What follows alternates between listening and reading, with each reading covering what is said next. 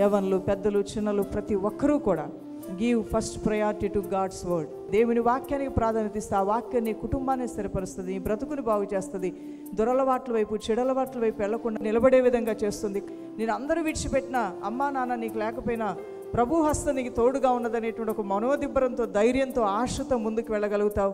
నువ్వు నమ్మిన ఈ దేవుడు నిన్ను బ్రతికించేవాడే కానీ, నేను నిలబెట్టేవాడే కానీ నీ కీడు చేసేవాడు కాదు దేవుని బిడ్డ. అటువంటి వాక్యాన్ని ప్రేమించి హత్తుకో దేవుని బిడ్డ. అలానే డైలీ డివోషన్, ప్రతిరోజు ప్రభువుని ఆరాధించు. గొర్రెలు కాసుకునే దావీదు ప్రతిరోజు దేవుడిని ఆరాధించి ఉన్నతమైన స్థితికి వెళ్ళాడు. ఆయన్ని రోజు ఆరాధిస్తూ ఉంటే ఉన్నతంగా నీ జీవితాన్ని ప్రభు ఆస్వాదించి దీవించడం ప్రారంభిస్తాడు. Spend your quality time with your family. తల్లిదండ్రులతోనూ, భార్యాభర్తలతోనూ, అన్నదమ్ములు, అక్కచెల్లెలతో రిలేషన్షిప్ అనేది కాపాడుకోండి. కక్షలు, ద్వేషాలు పెట్టుకొని బ్రతికితే ఎంత? జస్ట్ ఒక 40 సంవత్సరాలు, 45 సంవత్సరాలు దాటగానే మనకి గుర్తొస్తుంటాయి చాలా విషయాలు. ఇంకేముంది, లైఫ్ ఆల్రెడీ సగం అయిపోయింది అనేది తెలిసిపోతూ ఉంటుంది. ఆ షార్ట్ పీరియడ్ ఆఫ్ టైంలో నువ్వు చేయగలిగింది ఏమీ లేదు.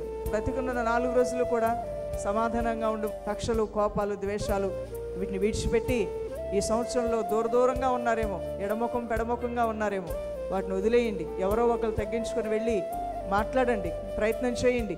దేవుడు మీకు సహాయం చేస్తాడు. తర్వాత హార్డ్ వర్క్. నీ చేతికి వచ్చిన ఏ పనైనా శక్తి లోపం లేకుండా చేయమన్నాడు దేవుడు. అది చదువైనా, అది పనైనా, అది ఉద్యోగమైనా, అది ఏదైనా సరే ఎంజాయ్ ఎవ్రీడే. ఫిలిప్పీయులకు రాసిన పత్రిక 4:4 దేవుడు మనకిచ్చిన ఈ జీవితంలో మనం ఎక్కువగా ఆనందంతో, సంతోషంతో, సమాధానంతో ఉండటానికే ప్రయత్నం చేయాలి.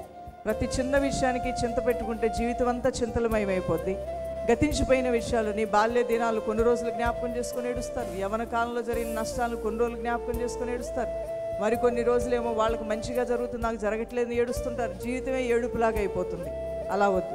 సంతోషించుడి, మరలా చెప్పుచున్నాను, ఆనందించుడి.